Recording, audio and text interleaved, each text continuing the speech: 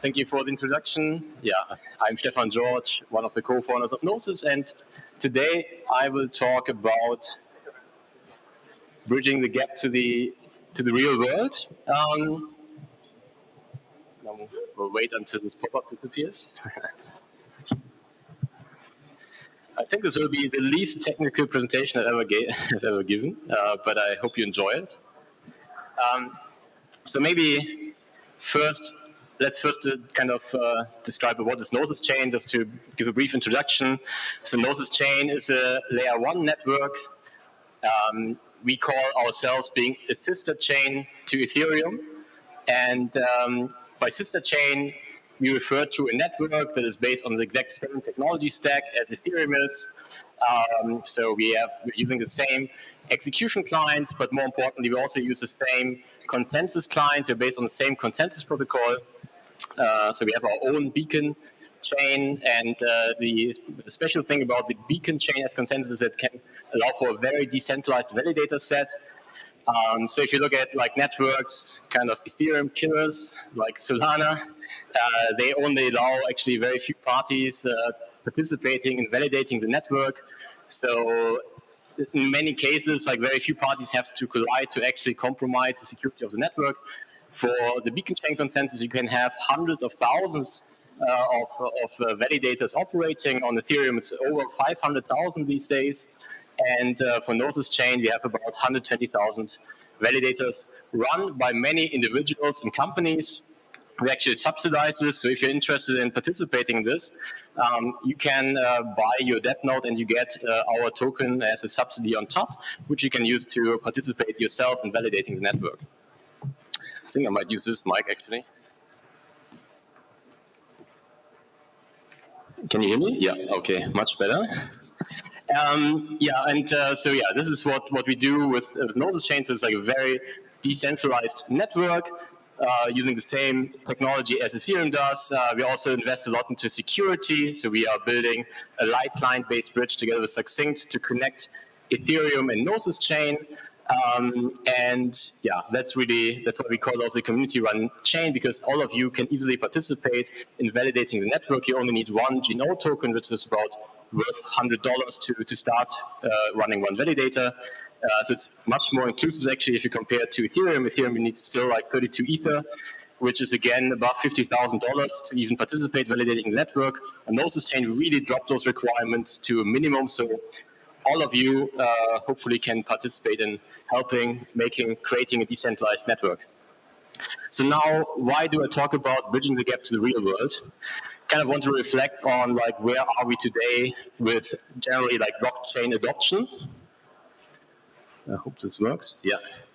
So this is like the chart thanks to Etherscan, like the daily transactions on Ethereum, and it's a bit hard to read here, but yeah, we have about 1.1 million transactions on Ethereum on a daily basis, and you can see this is not really increasing a lot anymore. This is simply because Ethereum is constrained technically to a certain gas limit, and it's actually not easy to increase this gas limit for many good reasons. I'll not describe those reasons, but we're kind of limited. We are hitting a limit. Ethereum, and also in the foreseeable future, the next couple of years, there's nothing on the roadmap of Ethereum that would allow to actually increase the transaction capacity on the base layer itself. So kind of hitting here a limit. And also, this obviously also reflects the number of active accounts. So you have about 500,000 accounts active on a daily basis on Ethereum. And if you see this here, this is the network utilization, like the percentage of the block space utilized on Ethereum. And you can see there's this one hard drop, which is due to the fact that EIP 1559 was activated, which targets always 50% like full blocks. So if a block is 50% full, it basically means that the network runs at capacity. And so basically Ethereum is running at capacity. Yeah, you can just not compute more on Ethereum than we do already for these 500,000 users on a daily basis that do about like 1.1 million transactions. If you look at other networks, like this is Binance Smart Chain, we see those networks actually do not run at capacity, actually not at all. like adoption kind of dropped quite a bit. It's much cheaper actually to transact on Binance Smart Chain. It's a lot lower fees, but yeah, there's just not enough utility or not enough use case on this network to really maximize the utilization of the network. So we hear about maybe something like 10, maximum 15% of the network is actually being used. Now, obviously, Gnosis chain, they have even more. So here we have an adoption rate of maybe something like 5%. So we have plenty of capacity left over to be actually utilized. But right now, it's not being used. So what is kind of the conclusion of this is there's actually plenty of like decentralized block space on Gnosis chain. There's lots of cheap block space available, and there's also a lot of like fast block space available. And scalability is not really the issue right now. Like we have enough like capacity on layer 2s, on alternative networks, but it's not really fully utilized. And the only networks that are fully utilized, they just also don't really have capacity to do a lot more, but there's not enough other, let's say, use cases which operate on other networks that really drive a lot of demand. Then another way to look at crypto adoption is just looking at wallets, right? Like what kind of wallets can give us a good understanding of how many people are actually operating on our ecosystem. The most popular wallets, mobile wallets, are the Trust Wallet and Coinbase Wallet, which have probably something like between 10 and 20 million downloads in total. These numbers are all from the Google App Stores. Apple doesn't actually publish this, but they give you a good understanding of like how many people are actually doing something on decentralized technology. And if you accumulate all those numbers, obviously most users have probably multiple of those wallets installed. Then I would argue that we don't have more than maybe 20 million users that actually ever have done a transaction on a decentralized network. So if you're thinking about we have 8 billion people on this planet, we're basically right now building something for 0.25% elite of this planet, and we're not really able to reach outside of our own bubble. And that's why it's so important that we try to kind of bridge the gap to the real world. So what is stopping us? So we discussed like, block space, or like it's not really the main issue right now. There's an abundance of like cheap block space on many different networks. What are the actual issues? So we have hundreds of wallets, these were the top wallets, but of course there are at least 100 different wallets implemented. But still we have rather few users. I think one of the main issues, of course, is still that user experience is a big issue. Like the user experience is not good enough for everyday users to participate in our networks. And I think there's a slide missing, but actually is, let me see. Okay, I think it's just flipped. But so obviously all of us, we have been going through the process of setting up wallets. We also mostly interact with private key controlled accounts, so MetaMask, Trust Wallet, Coinbase. They all operate with the same mechanism of you setting up a seed, or like generating a seed phrase, storing the seed phrase, having a private key controlled account, and doing everything. Pricing your transactions, eventually having to reprice your transactions. And all of this is good enough for like the, I guess, early adopters, the first 20 million users, but it will not really allow us to go much beyond this. And what we need is we have to flip this design from this private key controlled account where you always have to have a way to kind of store the access to your account using a seed phrase, to more advanced techniques of how users can interact on the network. Can call it like programmable accounts. It recently became a really popular buzzword, account abstraction, to allow users to more easily interact on our networks. And that's something that we also have a strong focus on with Safe. So Safe is a spin-off of Gnosis. It's entirely independent at this point. And the Safe is effectively such an account, a programmable account. Instead of interacting on blockchain via a private key that you use in MetaMask or so on, you're actually interacting via a smart contract account. And the great thing about this mechanism is that it allows you to program the way you can access this account. Yeah? So it's not only like you sign like a transaction with a private key, but instead you can sign a transaction with a private key which is propagated over a smart contract account that allows you to define many different ways of how you can access this account. And to list here the main benefits of this is like one of the main benefits is actually having a way to easily recover this account. Yeah, there can be different ways of how you can access this smart contract. One is your private key, but there can also be like another mechanism. For example, you could give a, let's say, could design something like social recovery where a group of friends could give you back access to your account, similar to how you maybe know this from like Facebook or Instagram. If you have access to your account, you can ask friends to help you restore access to your account. And I think that's like a very important feature in order to make self-custody less scary than it is today. There are many other benefits of using account abstraction, including automation. All of us who have been interacting on networks, we know it's kind of very cumbersome interaction. In order to do one thing that you actually would like to do, like for example swapping a token, you have to first approve a token to a contract. No one really knows what this actually means. And then you actually do this swap. And all of these are kind of cumbersome and really difficult to understand for people that don't have the technical background. And with account abstraction, we are able to batch those transactions together to have only one interaction for one kind of business interaction, a swap, or whatever you would like to do. And also very important, this kind of concept also allows us to abstract away the concept of transaction fees. So all of us, we have been probably like repricing transactions depending on the demands of the network. With ERP 1559, it became a little bit less of an issue, but still, you have to understand how the fees work and eventually reprice them. And people also don't really understand why it's fluctuating. So all of this now, thanks to account abstraction, we can also abstract away from the user. We can allow users to pay in different tokens, in different currencies. It doesn't have to be Ether. It doesn't have to be Gnosis token. It can be literally anything that they have in their wallet, or it can also be subsidized by third parties.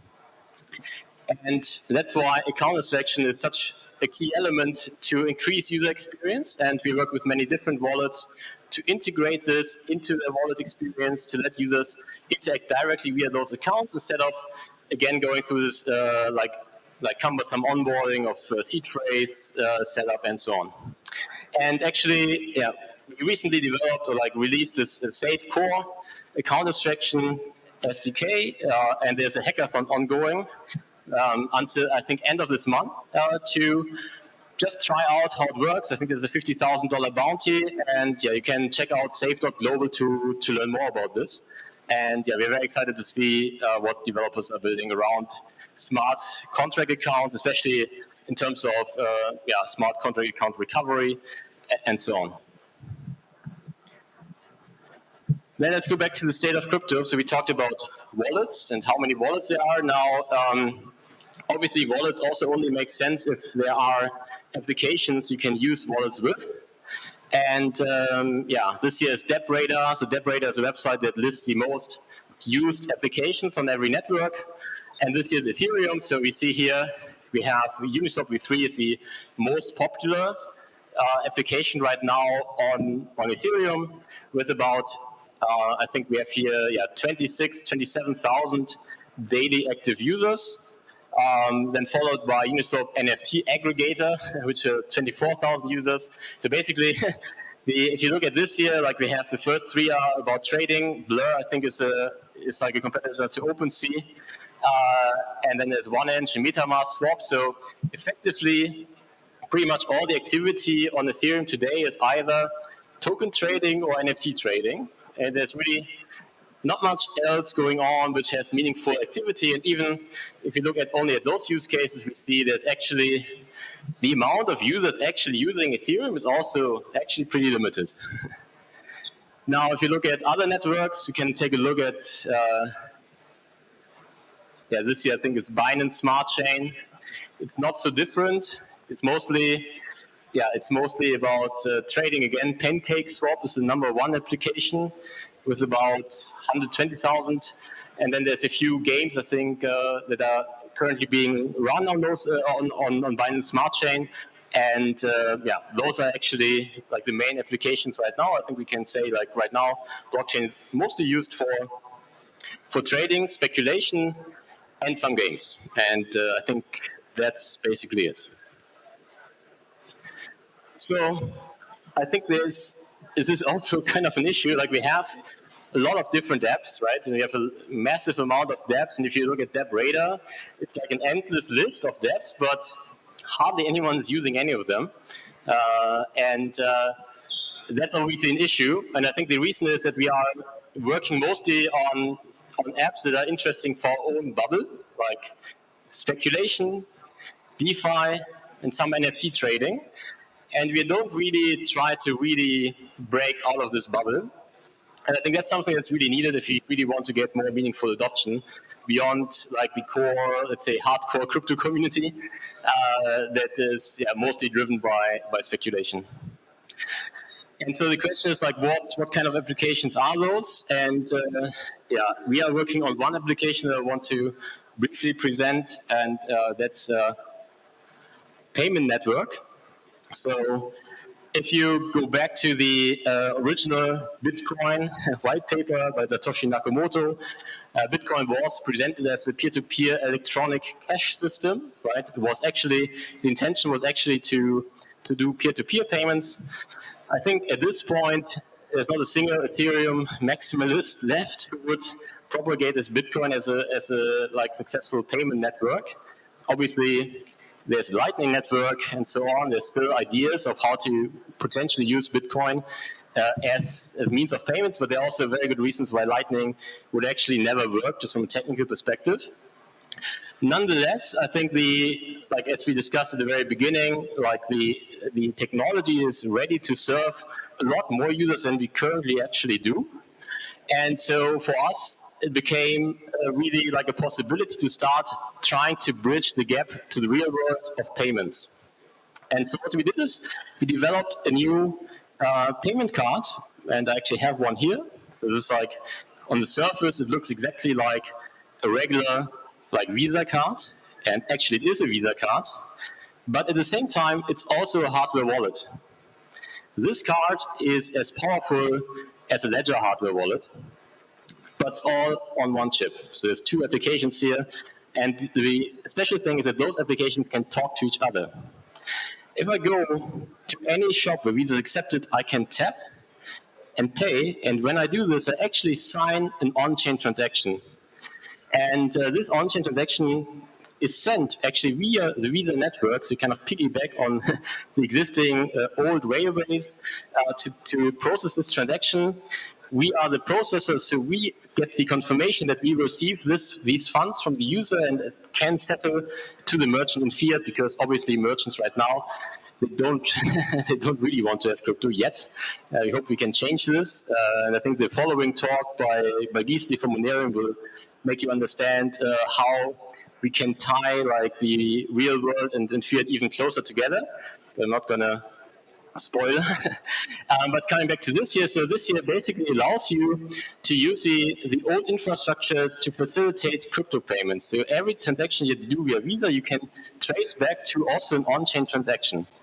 And this allows, of course, to build completely new tooling around the experience that merchants and customers have. Like, for example, one or like the most used application on Gnosis chain right now is POAP, the Proof of Attendance protocol. It's very popular to issue POAPs for events, and I think could be really nice actually if you start paying with this card that you can get issued a POAP as part of a loyalty program, for example. So yeah, there are plenty of opportunities, and I think it's a very nice example of how we can onboard a lot of new users. Like creating this hardware wallet costs less than $1. So it's really not about cost here. We can make this the most distributed hardware wallet, more than all the other wallets combined, but just introducing it as a means of payment. And by doing so, making people already part of what we are building and slowly exposing them to the benefits that crypto has. Because even though, of course, we have been kind of building mostly for ourselves, I think we have been building pretty amazing innovation, and we just have not really been able to make it more accessible to everyone else. And so, yeah, I really hope that this is kind of one of the first steps to go into this direction and, bring crypto really to the masses and much more accessible, and hopefully actually allows us to maybe not onboard the next billion users, but next 10 million would be already great and would allow us to understand much better what we can do to foster the ecosystem. Thank you.